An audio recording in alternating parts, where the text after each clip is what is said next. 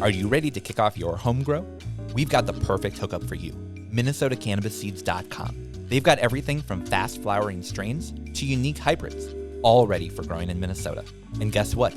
Our listeners get an exclusive deal. Use the code NL10 for a 10% discount on your entire order. Don't miss out. Get the best seeds and start your grow strong with MinnesotaCannabisSeeds.com.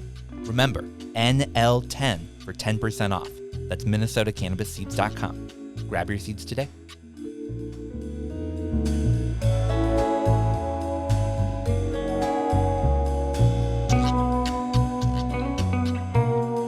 Going back to like the 70s, pre-indoor hybridization in America, you still had people that were shipping Maui Wowie into Minnesota.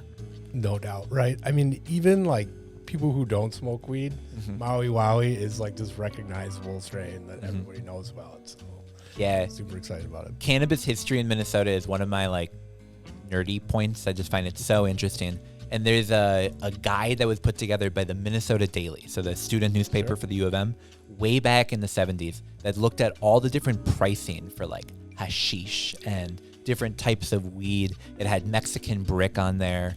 It had Thai stick, and it had Maui Wowie as like one of those classics that people knew by name. And it's cool that that genetic lineage is something that we can bring forward to today, and doesn't just have to be an experience of the 1970s. It can be an experience of 2024, 2025 here in Minnesota.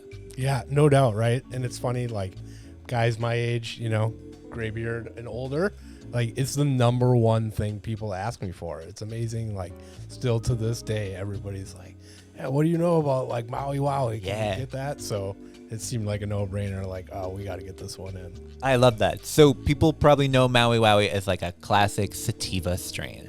But what can people expect a little bit more on that flavor profile? Like people have probably heard of Maui Wowie before. You've heard that talked about as like, oh, this is such a great cultivar for if you're looking for like an uplifting daytime. But what can you get on that flavor side? Sure. Yeah. The effects, I would say, like more high energy. And then the pineapple flavor is definitely like, you know, the number one kind of noticeable distinguishing quality about it. I love that. Yeah. Anything on that tropical fruit side of the entire end of the spectrum, I'm just such a fan of. And Maui Wowie is like the grandfather of that entire flavor profile. It has birthed so much cool stuff. So I'm excited to have Maui Wowie be sent to people all across Minnesota. Yeah, so are we. It's going to be time. So tell us a little bit more about this box. People can get Maui Wowie delivered directly to their doorstep, but what does that mean? What kind of stuff comes in that box? Sure. Yeah. Like the fun part about it, right? It's different every month. So you get a range of stuff depending on when you sign up. We get, you know, our partners involved. So as much swag and stickers and all that cool stuff as I can convince them to give me, then I pass it on. So it's really fun. You know, you kind of get a broad range of things. Awesome. So I've gotten, you know, the Slurricane seeds. I've gotten the Blue Dream Auto seeds. But for people who maybe haven't been following along, maybe have been hesitant to sign up, but thinking, oh, Maui Wowie, now is the time. I got to do it. How would people go and get signed up to get those seeds? Sure. MinnesotaCannabisSeeds.com. Awesome. Sweet. So that's MinnesotaCannabisSeeds.com. You can enter that in right to that URL box. Get that entered in. Go get signed up for that box and have Maui Wowie seeds delivered right to your door. Absolutely. Awesome. Thank you again for coming in today. We really appreciate it as always. And everyone out there, go get your seeds. It's time to grow.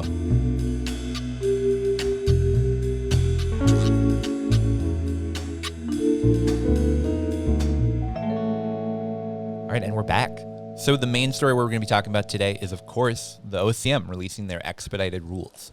They've now been out for a full week. So last Tuesday, you guys listened to this episode. We said, hey, those rules are out. You know more than we do. And they were right. Yeah. Yeah. So now that we're on the other side, you guys have had an opportunity to digest them. We have as well. And so what we want to do is talk through some of the biggest things that we caught in those rules. Some positive, some negative, and just sort of evaluate what they mean for our industry, both as businesses and as consumers. It's really important that people give their feedback. There was a ton of feedback from the first round, and I think, unfortunately, there wasn't a ton of changes in between iterations. So we're hoping that by people providing public comments this time in a much more public way, that that we actually get some changes. This is public, so this is public record as well, right? Yeah. Have you had a chance to look at the OCM's comment website yet? No, I haven't seen it. So I was shocked when I looked at it. It is basically a forum. Like picture like a website forum from like 2008, 2007. Yes. Where it's just all text. People can comment whatever you want. You can comment on other people's comments, and it's just sort of a free-for-all. Oh my gosh. Is that why MN Trees has been so quiet?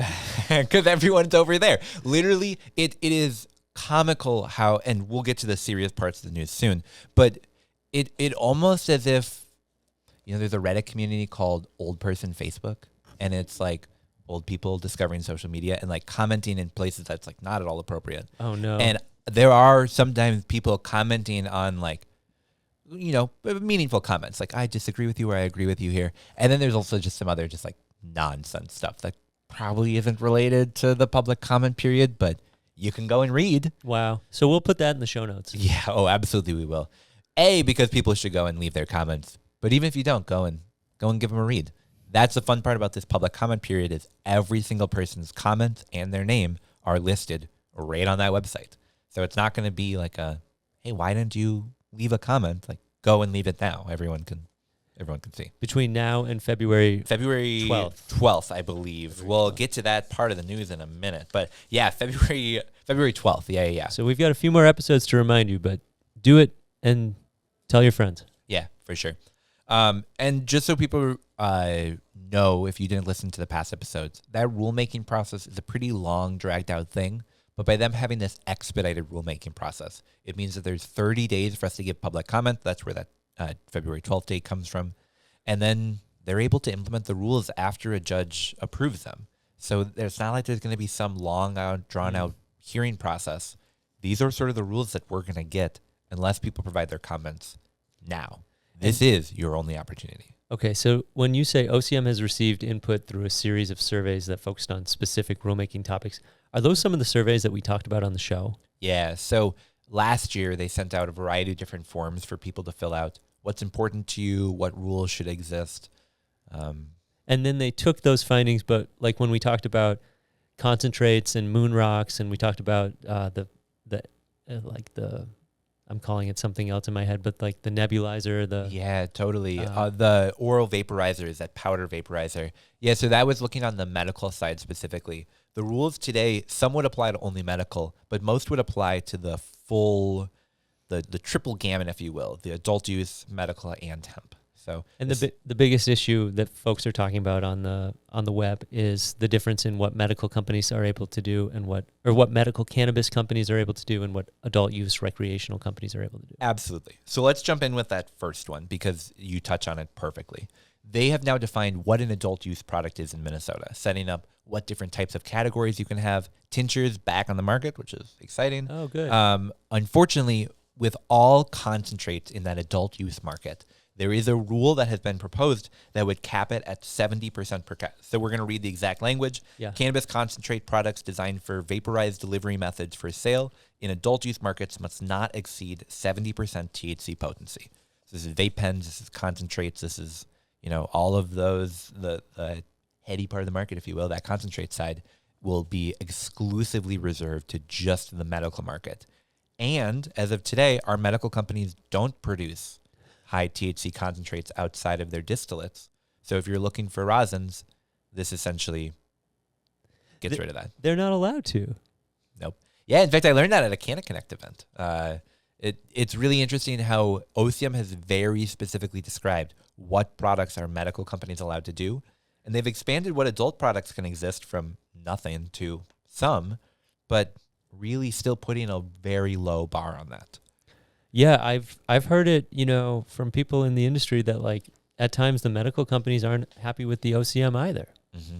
Yeah. And so this is an example of both people have been upset at different times for the same thing. Well, and I can understand why people would look at this and say it's giving a hand towards medical because, yeah, it's giving them this whole category of products that can't be created in adult use. But the medical companies in Minnesota operate in adult use states, and they sell adult use concentrates in other markets. I'm sure they would also love to sell those adult use products here. And while, yeah, having that medical aspect is nice for them, it's I think, disappointing that this whole craft market that exists will be continually subjugated to just that legacy side. I didn't even connect my own dots there. Yeah. Yeah. Because the two medical groups will convert over and be able to sell adult use recreational Yeah. cannabis.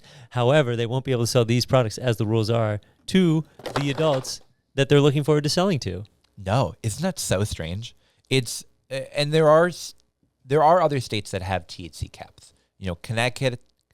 Connect, I cut. We're gonna drink some water real quick, and then we're Ooh. gonna say that sentence again. Superior water.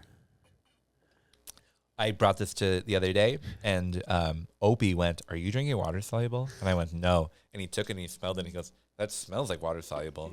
And I went, "Dude, that is a 2-week-old water bottle. Like, I don't know what you think water soluble smells like." And I tell you what, Opie doesn't work for Connecticut.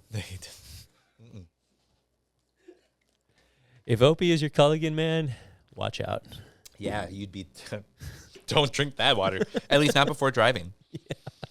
Drinking water is important. Hydrate, guys. So Connecticut and Vermont both have THC caps in their adult use program. So if you wanted to buy like an 80% THC concentrate, you actually can't in those states, except for a weird asterisk that you can in Vermont if it's in a vape pen.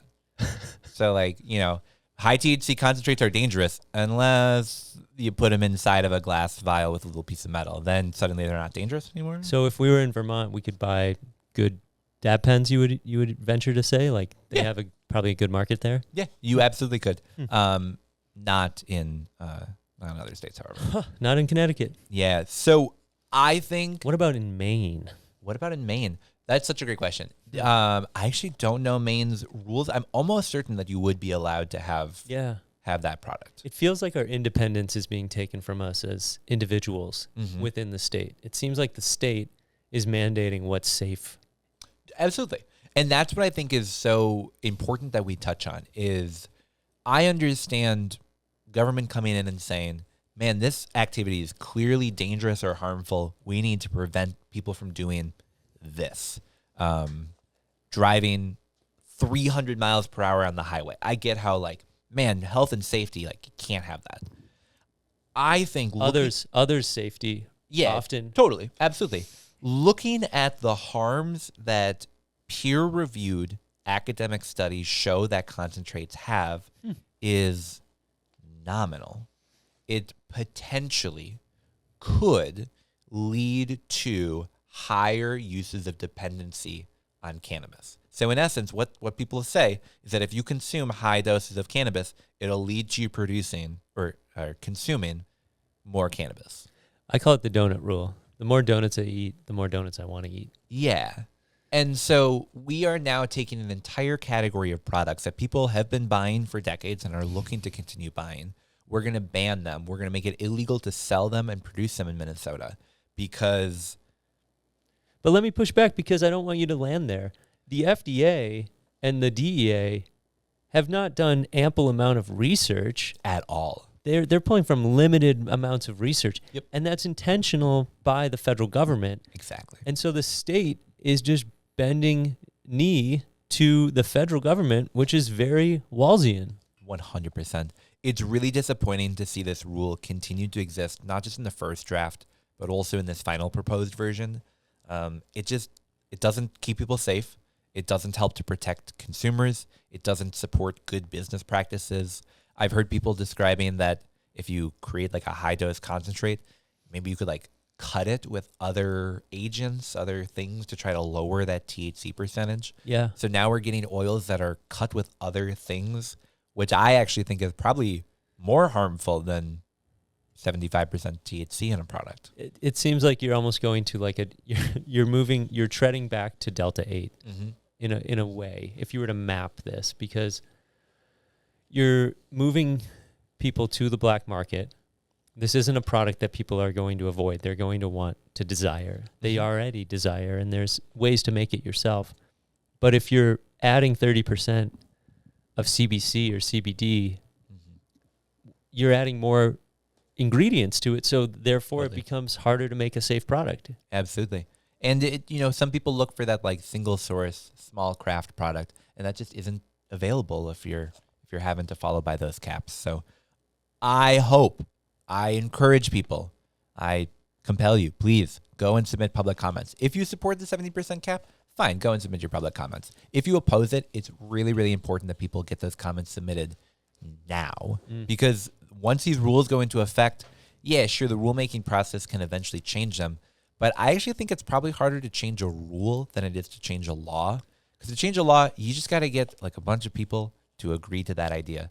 To change a rule, there's an entire process you have to go through. And with a rule, if the director doesn't agree with you, you're shit out of luck. You can always go to a different legislator. So we need this rule to change today. I see it. Yeah, I see it. It's unfortunate. I like dabs. That's just, I don't have to hide that fact. People who watch the show, you already know that. I don't want to have to keep driving to other states or operating in the legacy market. We have an incredible legacy market, but we created a program that was supposed to transition that to adult use. This and rules like this prevent that from ever being a possibility. I think the state should look at our ability to create more products as a good thing, because when we created more water-soluble products, the state was able to put a 10% tax on it and increase the number of retailers into the thousands. Absolutely. There were not thousands of retailers selling CBD products. There are thousands of retailers selling hemp-derived low-dose THC products. Totally. And if you go up a notch and you say, okay, that's the PG-13 market, and then there's the R-rated market, and now there's this NSFW 21 plus, it's like, no. PG-13, R-rated. PG-13, R-rated. And they're not for kids. We're not advocating for kids, but we are advocating for just a simple two-tier system. There's hemp and there's cannabis/marijuana. Yeah, totally. I think it's such a no-brainer. And I hope that this rule changes in the future. We need this rule to change. I definitely started smoking less after switching to concentrates, because that's just the whole point of concentrates. I think it's a healthy alternative. We gotta allow it. So that was just one that we wanted to touch on. People can hear more about that during my interview with Toph a little bit later in the show. We dive into, from a solventless perspective, why that's really, really a harmful rule, and why we're gonna get just bunk ass products. I saw this meme online that says, if you want to get mids, this is how you do it. Yeah. But there was a lot of other things that came out of the rules that we're going to be touching on today. Moving on from just that 70%, we also got a better understanding of how the medical and adult use markets in Minnesota are going to be interacting with each other. There were a bunch of changes in House File 4757, that bill from last year, to try to clean it up and make them more integrated markets. And the rules are making it very clear that they're not going to be that integrated. No, I was reading through this ahead of time, and it comes down to this record data in the adult use statewide monitoring system. Yeah, totally. So you're a medical grower, you're an adult use grower. Sure, you can grow in the same facility. Yeah. But the plants themselves, they need to be tagged from the moment that they're started. They need to be, if they're clones, from the moment they're like 8 inches tall. And you're going to be tracking where that plant goes its entire life. Once it starts as a medical plant, it can never become and be sold as adult use. And similarly, once it's an adult use plant, it then goes exclusively into that adult use system. We're going to have 2 totally separate tracking systems, one to track our medical cannabis, one to track our adult use cannabis. And it's looking like the hope that maybe there could be some integration through the market, maybe provide better access for med patients. It looks like no. I don't think we have enough time to get into how flustered this would make our system, in a sense, for the actual cultivators. Yeah. They haven't named metric or not metric, right? Everyone's assuming it's metric. Yep. And then what about the Immaculate Conception, or when does the game start? Absolutely. So that actually transitions really nicely to the next topic that we had touched on there. So people should go and read more about how those medical adult use will interact, which, short answer, they won't. And in terms of where that source material comes from, well, we sort of don't know yet. So here's the rule that we have as of right now. After December 1st, 2025, a A cannabis cultivator must obtain cannabis seeds, immature plants, mother plants, cannabis plants, and other plant source intended for propagation from a source authorized by the office to sell those products. So you're a grower, you can buy from other growers. You can buy from micro businesses or mezzo or cultivators. But let's say you're looking to start a seed that didn't come from Minnesota. You're looking to get some genetics that are really popping out of California. Maybe you want that new super boof cut. Yeah. We all do. This says, Strain of the year. Yeah. This says after December 1st of this year, you won't be able to import that into Minnesota. There's going to essentially be this hard wall of genetics around our state that it has to be a source approved by the OCM for that to make its way into the metric system. So if you have a buddy operating in the legacy market who has a really cool cut, or fuck it, if you have a cool plant at home, you started some seeds and you think, oh my God, this is the one, I need to bring it in. It looks like probably that won't be an option. This is giving division. It is. And it's taking the plants and making them something that needs to be like feared. Like, this is what I was trying to think. We asked ourselves with all of these, like, why? Like, all right, the high THC, you can point to a couple studies of like, oh, sure, maybe that's why they think that. You know, the some we'll talk about later, I think, have some clearer points. Why do we need to prevent people from getting plants from other businesses? Like, what's the harm in having a cannabis plant that came from a different source? Like, it's going to have weird terps or like, I'm trying to think of sure, they don't want to support people illegally selling cannabis plants, but like, buddy, that happens. Like, I don't think Two Bears would like this. Oh, no. I don't think that anyone who operates on the breeding side would like this because, sure, you can sell seeds. Seeds are cool. But let's say you find that cut. You find the one. Unless you're a commercial cultivator with a commercial license, it looks like you're not going to be able to get that to anyone. I can't understand how complicated this is. I mean, I just go to MinnesotaCannabisSeeds.com for all of my seeds. Yeah, there you go. There you go. And hopefully, you know, that will be an approved source for seeds because I was talking to Bob at Cannajoy about this too. And they don't know. Will they be able to sell seeds to adult use companies? Because as of right now, everything they sell falls under that hemp provision. Right. They're under the hemp. So could hemp seeds be sold to an adult use company from a hemp producer? And what license type would best set you up to sell seeds? Would you be a wholesale licensor? You know, and so like a lot of folks push back against the 12 license types. Mm-hmm. Like, adding more complicated rules onto the 12 different license types multiplies the complexity of this industry. Oh, yeah. Thus making it harder to be successful. Totally. I think you hit the nail right on the head there. Our friend, Dr. Clement Dabney, had an article sort of looking at what these rules mean. And the biggest takeaway was these rules prevent small businesses from operating. If you're a huge multi-state operator, sure, you can pay for a compliance team to come in and make sure the way that you're operating, the systems you have in place, the software you use, the training you have is all compliant. Right. But if you're Bob and Aaron, you're looking to have a couple plants that you can share with others, the amount of rules that you would have to follow to comply with that, the amount of tracking that needs to happen to ensure that plant material doesn't go to a dangerous source. God forbid plants go somewhere. You know what it reminds me of earlier when you first started talking about this was like when Clem started in this industry with this program, they were having to keep hemp plants. Yeah. Does anybody know? I remember. You weren't at our first grow class at Clem? July 31st, 2023? Yeah, the hours before legalization. Clem told the story about driving around rural Minnesota and having to keep hemp. Guess, what do you think? Where do you think he kept it? Back of a pickup truck. In what type of a container in the back of a pickup truck? Think way beyond what you would need. In the back of a pickup truck, way beyond what we would need. Like a Caribou Cookies bank safe. A safe? A bank safe. Yep. It needed to be totally secured, single person access, so that when you're driving, it's totally locked. Yeah. If your car rolls over on the highway, you go spinning out. Seeds aren't just like spewed into the wilderness because God forbid we have wild hemp He was Oh. catching hemp plants like it was Pokemon Go. Yeah. Gotta catch 'em all. Fucking A.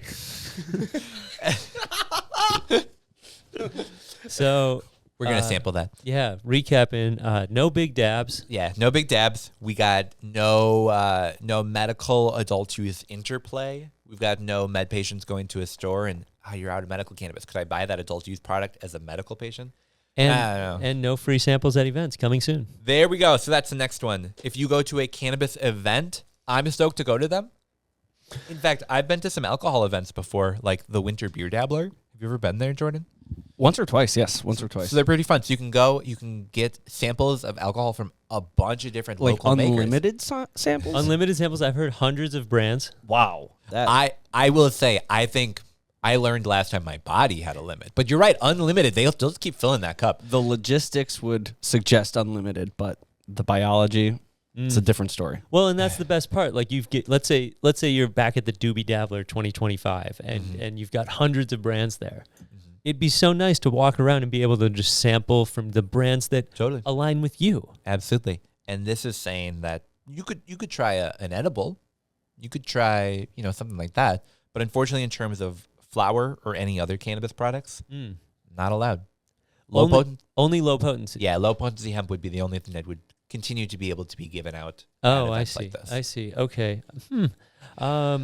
So imagine you're an adult use producer. You've got your super fire edibles. You're going to make some hemp derived version of it. Oh, so that man. you can give them away at events and say, this is hemp, but chemically it's the same as this adult use one. But I can't give this to you because that's illegal. But this one I can. Wow. I wonder if that will fuel the existing underground events market that continues and has been going on for years and decades and beyond. Hopefully. That's just, I just, as an event producer, Yeah. I'm going to have a hard time paying for the insurance required, the venues vetted, and the costs associated with being a licensed event. Potentially, I don't know if I'm going to do that. So, Steve, I'm not an attorney, but do you want a little trick on how you could get around this? I have some tricks up my sleeve, right? And the gift bag game is going to balloon. Oh, not even gift bags. So this is one that I've been seeing at a lot of recent events that I think is pretty funny. Because there are other states that have no free product rules. So instead, you buy your ticket. When you show up at that event, everyone, when they show up, gets a roll of pennies. Yeah. You go to these booths, they don't have samples. That's illegal. Instead, they're selling $1 or 1 cent dabs. And so you go up, you give them your penny, you do your dab. Oh man, I'm out of my roll of the penny. How could I get more? Oh, just go up to the front and ask for more. They'll give you something. So it's not. It's still you're having to pay money for that. That is a transaction. Wow. They need to record it. It's tracked. Yeah. But It goes through Dutchy. that's how events Wow. So would do that, which Okay. is, I think, fucking ridiculous. Like, we all know this is going to happen. We all know that people are going to be sampling products because that's what the point of these cannabis events are. We need to have rules that fit that. And not allowing samples of flower is insane. Right. And, the Winter Beer Dabbler going on in February, like we were saying, they don't have that issue in alcohol or spirits or wine. Totally. And yet these alcohol, wine magazines, they want to come into the cannabis industry. They want to play a role in it. And the rulemaking and the legislature is setting us up to have cannabis be isolated. Yeah. There's a way that Marcus talks about it sometimes where, it's like legal-ish. Absolutely. Well, so there's one other thing that we pulled out of the rules. And of course, there's so much that we could have talked about. We could talk about this forever. We encourage people to go check out the rules. We'll put a link to it. If you're a certain business type or you're hoping to be, read that section. Think about how those rules will impact you. Provide public comment, all of that stuff. But the last one we're going to talk about here today is regarding tribal businesses. Now, we've sort of been wondering how tribal businesses are going to be treated in this space. And we now know that the caps that local municipalities and jurisdictions are putting into place will apply to the tribal businesses. Sure. So if you're Red Lake, you're looking to move into a community, set up a shop, if they've already got their cap number of retails, unfortunately, you're sort of out of luck. Local unit is So that's either city or county, depending upon who has control there. Yeah. Yes. Okay. Yep. This could go if a county was like, hey, we're only comfortable with tribal dispensaries. That could be the flip side of your view on this, right? Yeah. So it could allow them in. It could block others out. Yeah, absolutely. Well, more to come on all of this rules. Definitely make sure to leave those comments. We'll put a link in the show notes along with all the information about how to leave that. But we're going to take a short break here. When we get back, we got Toph talking a little bit more about that solventless side of why the 70% is just not feasible. And then when we get back, we got the high note. We got some samples to do. It's a fun rest of the episode. Stick around. We'll be right back.